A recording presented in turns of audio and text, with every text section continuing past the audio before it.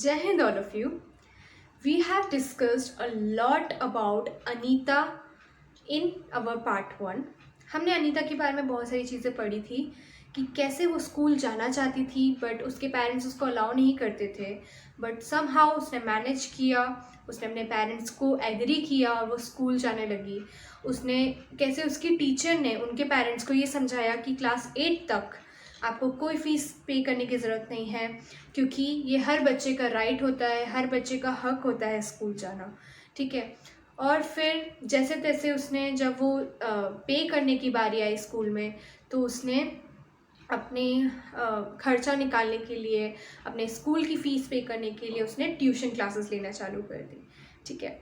अब आगे हम पढ़ते हैं. आपने सुना होगा RTE एक्ट के बारे में कभी.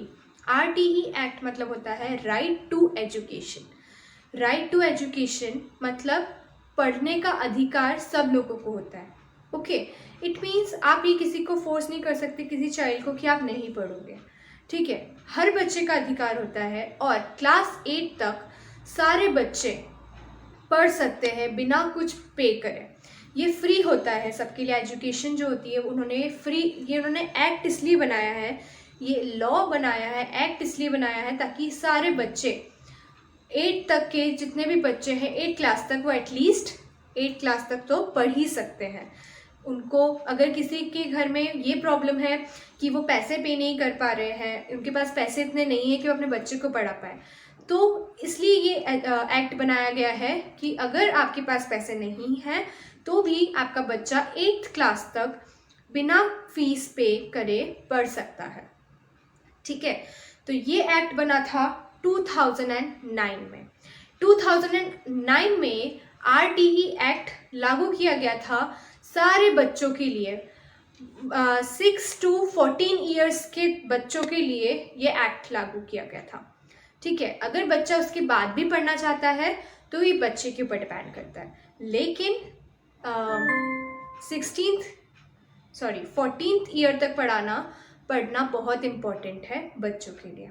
ओके. तो हम अब आगे की स्टोरी पढ़ते हैं अनीता की. ओके. आप लोगों को एक्ट के बारे में आई थिंक बिल्कुल ही क्लियर है. RTE act is the right to education. Okay. Let us move forward and read the story. Okay, let's continue. Slowly, I started talking to other parents in the village about sending their daughters to school. धीरे धीरे मैंने दूसरे बच्चों के parents से भी बात करना चालू करी जो हमारे विलेज में थे, कि उनकी डॉटर्स को भी वो स्कूल भेजें. ठीक है. जैसे मैं स्कूल जाती थी और जाना चाहती थी, वैसे हो सकता है और भी ऐसी डॉटर्स हो, और भी ऐसी लड़कियां हो जो स्कूल जाना चाहती हैं बट उन्हें जाने नहीं दिया जाता. तो इसलिए मैंने उनके पेरेंट्स से बात करना चालू की. My parents also started helping me in my work. मेरे पेरेंट्स ने भी मुझे अपने वर्क करने में बहुत हेल्प करी. My mother use to do all the house work so that I could get more time to study. मेरी मम्मी मेरे घर का सारा काम करती थी, मतलब घर का सारा काम कर लेती थी ताकि मैं अपनी पढ़ाई पे ज़्यादा ध्यान दे सकूँ. ठीक है. There is a secret.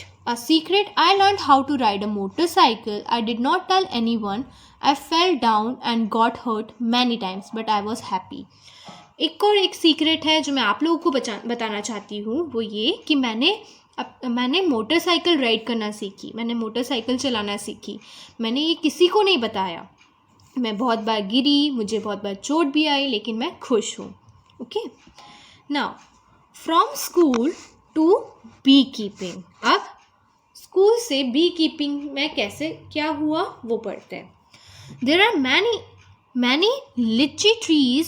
Sorry, it is litchi. Yes, there are many litchi trees in our area. बहुत सारे लिची ट्रीज थे हमारे एरियाज में.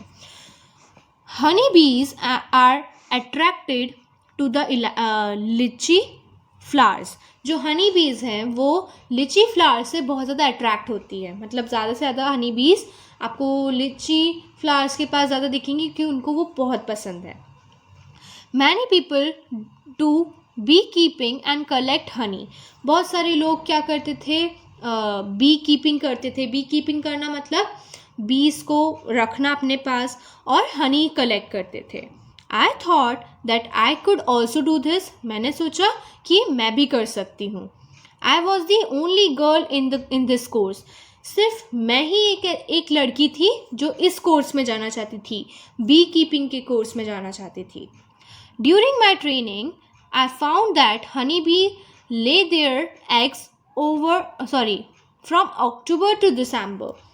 जब मेरे को ट्रेनिंग दी गई बी कीपिंग की और हनी कलेक्ट करने की, जब मुझे ट्रेनिंग दी जा रही थी, तब मैंने ये बहुत सारी चीज़ नोटिस करी कि जो हनी बीज रहती हैं वो अपने एग्स अक्टूबर से दिसंबर के बीच में ही ले करती हैं. This was the best time to start beekeeping. और ये टाइम बहुत ही सही रहता है बी कीपिंग करने का. Have you seen any insects near flowers? Find out their names and right. क्या आपने कभी कोई इंसेक्ट्स को देखा है जो फ्लावर्स के आसपास रहते हैं? कौन से ऐसे इंसेक्ट्स हैं? आप उनका नाम लिख सकते हैं. ठीक है. Draw and colour their pictures in the notebook. अब वो जो इंसेक्ट है उनकी आपको पिक्चर ड्रॉ करनी है आपकी नोटबुक में. ठीक है. Why do you think they come to the flower? Find out. और आप लोगों को क्या लगता है कि जो इंसेक्ट्स रहते हैं वो फ्लावर्स के पास क्यों आते हैं? ये आप लोग को सर्च करना है. ठीक है. फाइंड आउट करो, सोचो कि क्यों इंसेक्ट्स फ्लावर के पास आते हैं, क्या करने आते हैं वो फ्लावर्स के पास. Okay. When honey bees fly there is a kind of sound. Can you try to copy this sound? आपने देखा होगा कभी भी हनी बी को जब भी आप उनको पास से सुनते हो तो एक अजीब सा साउंड निकालती है वो. तो क्या आप उनका साउंड निकाल सकते हो? निकाल सकते हो तो आप ट्राई करो घर पे. ओके. अभी नहीं बट क्लास के बाद. Okay. Becoming a bee keeper. अब अनीता क्या बन गई? बी कीपर बन गई. मतलब वो बीज को कलेक्ट करने लगी, उनकी ट्रेनिंग ख़त्म हुई और वो बी कीपर बन गई. I completed my beekeeping course, but I did not have money to keep my own bees and start work. मैंने अपनी ट्रेनिंग ख़त्म कर ली थी. मतलब जो बी कीपिंग का कोर्स मैं कर रही थी वो मैंने ख़त्म कर लिया था. कौन सा कोर्स? उनको ये सिखाते थे कि कैसे बी को पकड़ना है, कैसे उनका शहद निकालना है, वो सब सिखाते थे. ठीक है. But I did not have money to keep my own bees and start work. लेकिन मेरे पास इतने पैसे नहीं थे कि मैं अपनी खुद की बीज को अपने पास रख सकूं और उनके लिए काम कर सकूं. I continue to teach and with time could collect 5,000. मैंने पढ़ाना चालू किया. मैं पढ़ाती गई बच्चों को और मैंने 5,000 रुपीज़ को कलेक्ट किया. With this money I bought 2 boxes for keeping bees. In money से मैंने 2 बॉक्सेस खरीदे ताकि मैं बीज को उन बॉक्सेस में रख सकूं. ठीक है. बीज को आपको बॉक्सेस में रखना पड़ता है वरना वो तो उड़ जाएंगी ना. Each box cost ₹2,000. हर बॉक्स की कितनी कॉस्ट थी? 2,000 रुपीज़. तो उन्होंने कितने बॉक्स लिए? उन्होंने कितने बॉक्स लिए? 2 बॉक्सेस लिए. तो 2,000 प्लस 2,000 कितने हो गए? 4,000 का उन्होंने 2 बॉक्स ले लिए. विद द रिमेनिंग मनी उनके पास कितने बचे होंगे? 1,000 बचे. I bought sugar to keep the syrup for honey bees and medicine to clean the beehives. Okay. उन्होंने फिर क्या किया? 1,000 रुपीज़ जो उनके पास बचे थे उसमें उन्होंने शुगर खरीदी. ठीक है. उन्होंने शक्कर खरीदी जिससे वो क्या कर सके? सिरप बना सके हनी बीज के लिए. ठीक है. हनी बीज के लिए क्या बना सके? सिरप बना सके ताकि वो उनसे मेडिसिन्स बना सके. ठीक है. बीहिव्स मतलब जब आपको मधुमक्खी काट लेती हैं या बीज काट लेती हैं तो उससे क्या होता है? कुछ प्रॉब्लम होती है तो उसको ठीक करने के लिए वो मेडिसिन्स भी बनाने लगी. ठीक है. अभी देखो इस पिक्चर में ये अनीता है. ये क्या कर रही है? बीज को कलेक्ट कर रही हैं, उनको बॉक्सेस में डाल रही हैं. देखो उन्होंने कितने सारे बॉक्सेस कलेक्ट कर लिए यहाँ पे. राइट. तो ये उनका काम था. That was in September. By December, I had so many bees that I had to buy 2 more boxes. सितंबर से दिसंबर के बीच में मेरे पास इतनी सारी बीज हो गई, इतनी सारी मधुमक्खियाँ हो गई मेरे पास कि मुझे उनके लिए 2 बॉक्सेस और ख़रीदने पड़े.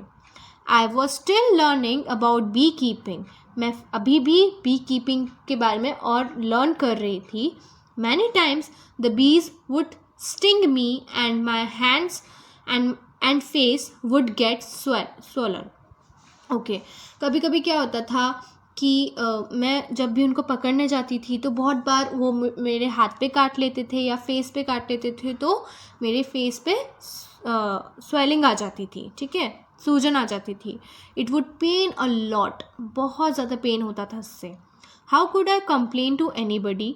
आई myself had decided to do this work. और मैं किसी को कंप्लेन भी नहीं कर सकती थी और मैं ना करना चाहती थी, क्योंकि मैंने खुद से ये सोचा था कि मैं ये काम करूँगी, किसी ने मुझे फोर्स नहीं किया. Okay, now find out what do people in your area put on the part of the body where the bee has stung. आपके एरिया में कभी आपने देखा होगा कि मधुमक्खी ने अगर काट लिया है, बी ने काट लिया है, तो उस एरिया पे, उस जगह पे क्या लगाते हैं लोग. जैसे मैं आपको बताती हूँ, मैंने बहुत बार देखा है कि अगर कोई हनी बी काट लेती है तो उसको हटाने, उसको मतलब सही करने के लिए जो लोहा होता है ना हमारा, उसको घिसते हैं और फिर लगाते हैं. मैंने देखा है. ओके, तो आप लोगों ने कभी क्या ऐसा देखा है कि कुछ लोग कुछ और चीज़ें यूज़ करके लगाते हैं? Okay, you can discuss. Draw a picture of honey be in your notebook, colour it and give it a name. अब आप एक नोटबुक में हनी बी की पिक्चर बनाओ, उसको कलर करो और उसको एक नाम दो. The litchi trees come to flowers in February. I put all my 4 boxes near the lychee orchards. Okay, अब जो लिची ट्रीज़ है वो फ्लावर्स कब उगाते हैं? फरवरी के मंथ में, ठीक है. मैं उसी टाइम पे सारे बॉक्सेस को, बी बॉक्सेस को वहाँ रख देती थी, ठीक है, लीची ऑर्चार्ड के पास. I got 12 kilograms of honey from each box. और मुझे हर बॉक्स में से 12 किलोग्राम्स हनी मिलता था. अभी अगर जो मधुमक्खी है वो लीची के पास जाएंगी, उनका जो रस है वो निकालेंगी, तो उससे क्या वो हनी जनरेट करती है ना, आपको पता है. तो उन्होंने बोला कि हर बॉक्स में से मेरे को कितना मिलता था? 12 किलोग्राम मिलता था, ठीक है. I sold this Honey in the market. अब मैं इस हनी को मार्केट में बेच देती थी. This was my first earning from my बीज. और ये मेरी पहली अर्निंग थी जो मैंने बीज के थ्रू कमाई थी. Now I have 20 boxes. अब मेरे पास 20 बॉक्सेस हो गए थे. अब आपने सोचा होगा कि 20 बॉक्सेस मतलब उन्होंने इतना कमाया होगा कि वो 20 बॉक्सेस भी ला सकती थी अपने अकॉर्डिंग, ठीक है. What will be the total cost of Anita's 20 boxes? 20 boxes की कॉस्ट कितनी होगी?